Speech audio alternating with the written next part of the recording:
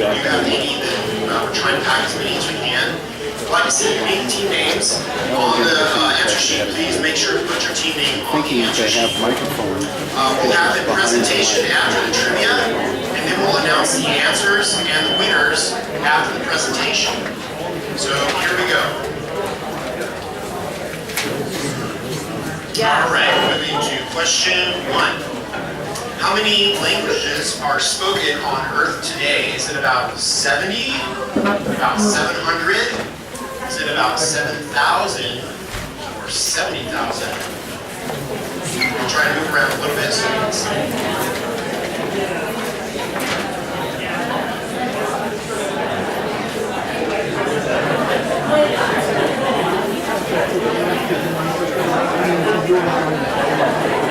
Okay, question 2. Eskimo languages have, is it up to about half a dozen words for snow? B, up to 2 dozen words for snow? C, up to about 50 words for snow? Or D, up to about 100 words for snow? The classic question is how many words are there for snow?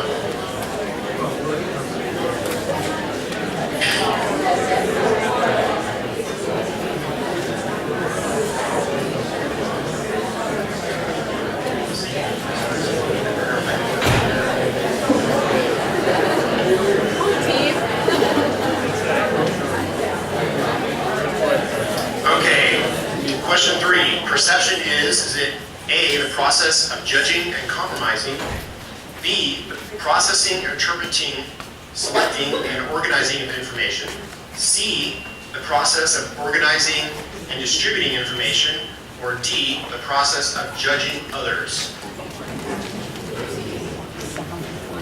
Yeah.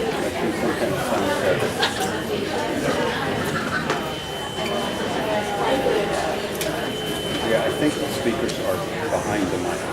Okay, here we go. Question 4. Rookie mistake. Move. Let me try to move a little bit here to see where it might help. Let's try to make sure there's some feedback. He's in the shadow right there. Sure, let me go back. What? He's in the shadow right there. So if you step forward a little bit, that might help. Well, if you want to give me hands,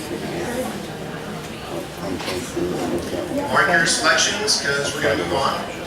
When I go this way, that means you step to your right. I think I'm getting feedback. Yeah. Okay. Okay, question 4.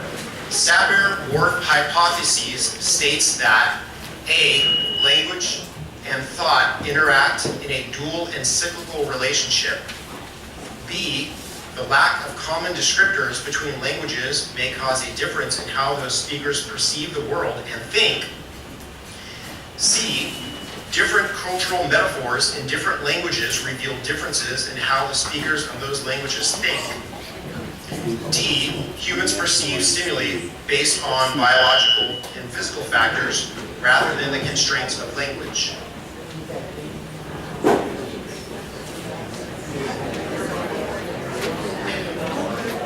Wish the lighting on stage was down. Yeah, why is the lighting back here? Lighting is on the back of the Must be a Right, speaker. moving on to question 5. I think the speakers are behind the mic, which is Behind the screen. True or false? the speaker up there, right? Linguistic anthropologists In the wall? and cognitive Okay, see linguists the guy in the dark have green jacket? demonstrated that Something right one's there. language No, it's on the can floor.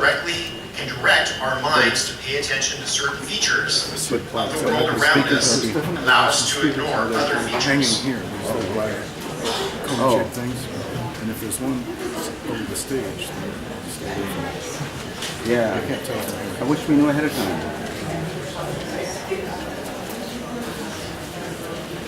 Question 6.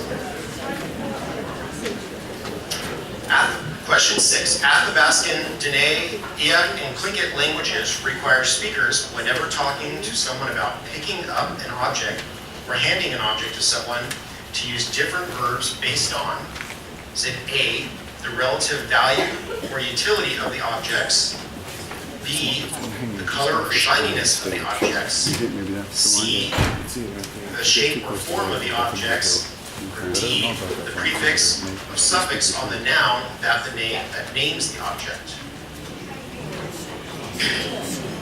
Yeah, If you do that, I can zoom in a little bit more. yeah. So when we get up there, test it out, and I will adjust the. You guys should do audio tests first with the audience. Moving on, question 7. And we're not getting feedback.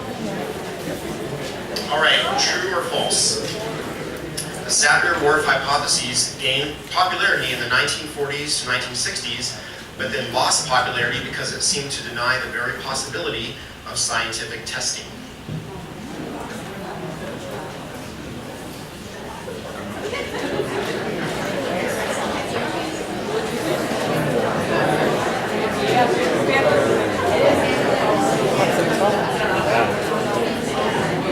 They bit that.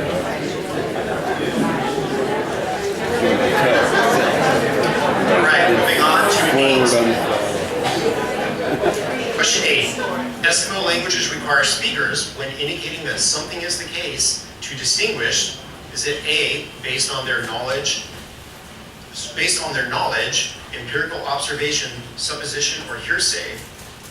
B, the probability that the statement is true. C, whether the information is from a reliable source. Or D, whether the speaker is older or younger than the listener.